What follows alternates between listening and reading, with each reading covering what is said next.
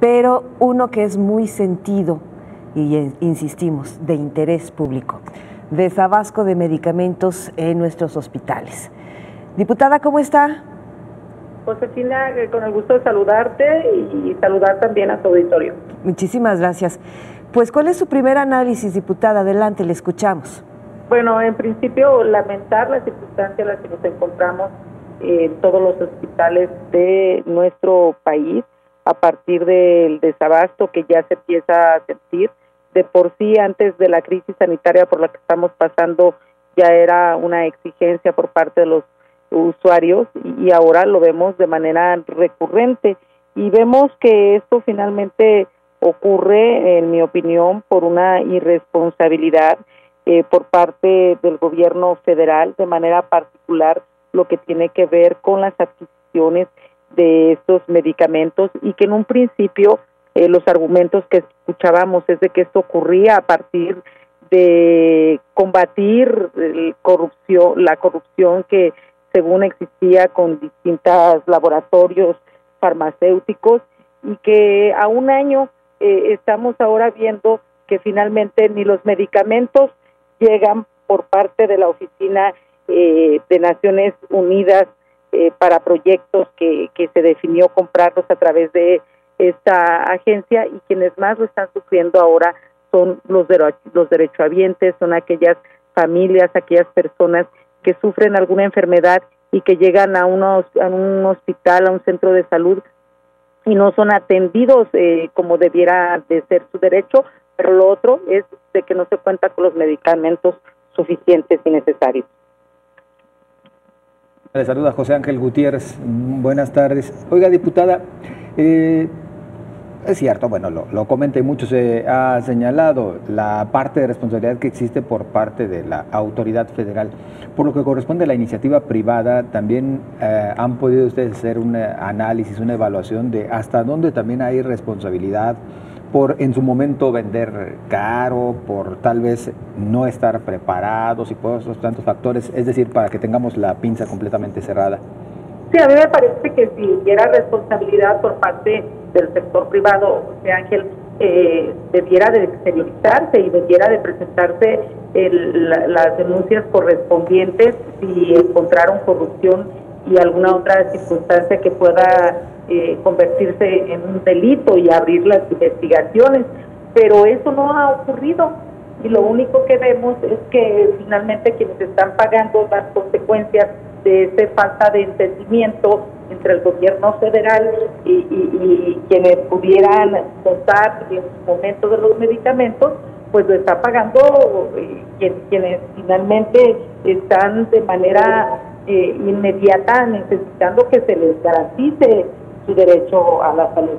Yo déjame decirte que en un principio, cuando en la Cámara de Diputados, por ejemplo, se modificó la ley de adquisiciones y arrendamientos de servicios del sector público para que precisamente desde el gobierno federal pudieran adquirirse sin licitaciones insumos y medicamentos en el extranjero, incluida, por ejemplo, la vacuna contra el COVID-19, pero a final de cuentas lo que hemos estado viendo es de que tampoco esta alternativa que presentó el gobierno federal ha resultado, y esto nos lleva ahora a tener una crisis en los distintos hospitales, los que tienen que ver con el Instituto de la Salud del Bienestar, los que tienen que ver con el IMSS, los que tienen que ver con el ISSSTE, y esta unidad de Naciones Unidas pues solo pudo responder o sacar 45% de las claves de medicamentos que se han convocado, es decir, todavía hay una parte importante que falta de adquirir de medicamentos que son urgentes para atender pacientes. Y tenemos un ejemplo muy claro y que es muy doloroso, que tiene que ver con las niñas y niños con cáncer que han encabezado una lucha ya desde hace más de 953 días, creo que son 259 días, y que todos los días están exigiendo el medicamento, y que todos los días lo único que han encontrado es la insensibilidad por parte de quien debería justo garantizar su derecho. En días pasados vimos unas exclamaciones por parte del subsecretario Gatell, en donde los acusa de ser golpistas, a quienes por desgracia han tenido que salir a las calles, por desgracia han tenido que ampararse, pero la desgracia más grande es que se encuentran ante la irresponsabilidad de que no puedan tener los medicamentos.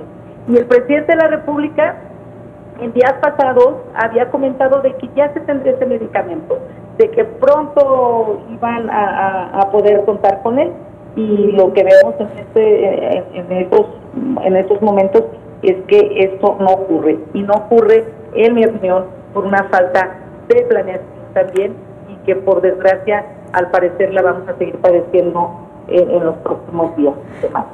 Oiga, diputada, con un sí o un no para hacerle mi segunda pregunta.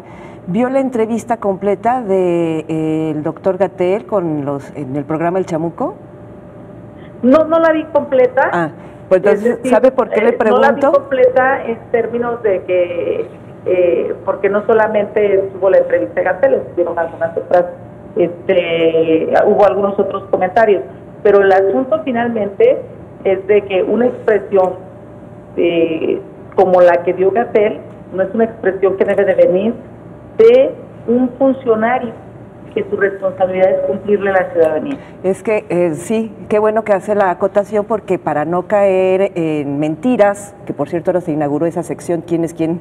En la información en la mañanera. Qué miedo, ¿no? Para no caer en mentiras, diputada, no lo dijo Gatell, no se refirió a golpistas ni a padres ni a niños con cáncer, sino a las farmacéuticas. Pero bueno, mi pregunta es, ya habló de la responsabilidad del gobierno federal, de que se hay que investigar al sector privado. ¿Qué responsabilidad tiene el gobierno de Jalisco? Porque escuchamos al titular del INSABI que dice que se le entregó dinero al gobierno de Jalisco para que comprara los medicamentos y el gobierno de Jalisco no lo ha transparentado. Hace unos 10 minutos nuestra compañera Elizabeth Ortiz nos presentó esa información. ¿Qué datos tiene usted? Bueno, en particular lo que sí sabemos, lo que tiene que ver con el seguro, lo que era antes el Seguro Popular y que no existió un convenio finalmente con el Estado de Jalisco ante su desaparición. Me parece finalmente que el entregarle dinero a un Estado para que se haga cargo a estas alturas, pues también es una irresponsabilidad. El asunto de los medicamentos debe de planearse con años. Lo que queremos decir es que con este dinero que se ha entregado, no crean que de inmediato van a encontrar los medicamentos, sino que tiene todo un procedimiento, porque hay medicamentos que puedan encontrarse en los laboratorios y farmacéuticas nacionales, pero hay muchos de estos, inclusive no son los medicamentos como tal, sino componentes de medicamentos que se compran en otras partes del mundo. Y claro que sin duda que si no hay una transparencia, pues deberá de haber también una responsabilidad por parte del gobierno del Estado. Y esto denota finalmente la falta de coordinación que debe de existir desde las autoridades del gobierno federal con las autoridades de los distintos niveles de gobierno, y en este caso con lo que tiene que ver con el gobierno del Estado de Jalisco.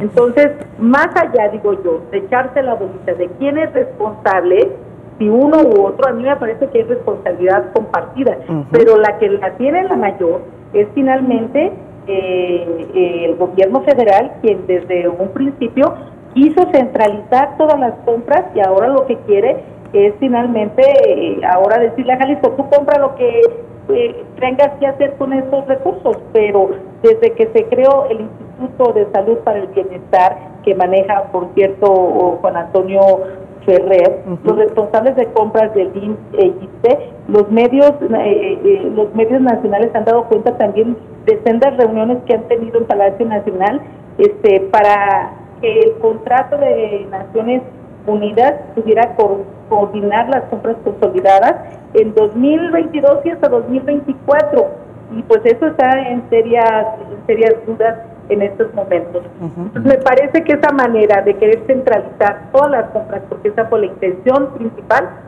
no está funcionando, y por supuesto que puede tener fallas en los gobiernos estatales. Diputada, vaya, el tema de salud es complejo y sin lugar a dudas, y sí se vienen padeciendo circunstancias complicadas. ¿qué tanto ha agravado la situación el que en su momento se haya retirado los recursos para gastos catastróficos, es decir, para el apoyo al tratamiento de enfermedades graves y costosas, por cierto, como es el caso de cáncer, como es la atención a pacientes renales? Algunos de estos inclusive ya desde el antiguo Seguro Popular no se cubrían. ¿Qué tendría que hacerse o qué se podría plantear desde el Legislativo Federal, bueno, para corregir esta situación que al final tiene a mucha gente con baja capacidad económica, pues con el alma en un hilo porque no tienen cómo atender a sus enfermos? Bueno, finalmente lo que me parece es de que ahora debe de existir una planeación en verdad a futuro, porque como les decía, el tener los medicamentos no significa que de un día para otro se puedan tener. Antes se realizaba hasta con un año de antelación para poderlos tener. Las reuniones que se han tenido ahora en Palacio de Gobierno tienen que ver para el 2022, 2023 y 2024. Parece para el INSABI en la Cámara de Diputados, por desgracia, terminaron con el fondo que tenía que ver para enfermedades catastróficas, que eran alrededor los últimos que habían quedado los 30,000 millones de pesos. Y este fondo, el haber terminado con este fondo, por supuesto que le quitó importancia al tema, porque sumaron todos los recursos al instituto, y entonces pues todas aquellas personas, todas las que tenían alguna enfermedad que estaban clasificadas en este fondo, se quedaron sin la posibilidad de tenerlo de manera inmediata. Entonces lo que debe de ocurrir, en nuestra opinión, es que debe crearse un fondo en particular, como ya venía funcionando. Yo digo que debe de transparentarse, digo que debe de ser muy puntual y muy vigilado si fuera el caso, pero no debe de dejarse de tener dineros particularmente para este tipo de enfermedades. Y pues ahora, mira, lo que podemos ver es de que cualquier persona que va a atenderse alguna de estas 69 enfermedades catastróficas, enfermedades graves que se encontraran en este fondo, pues no pueden atenderse como debieran. Así es. Diputada, como siempre, desafortunadamente se nos acabó el tiempo, pero un placer platicar con usted y seguimos en contacto. Gracias por la oportunidad y un abrazo para ustedes y para todo su auditorio. Muchísimas gracias.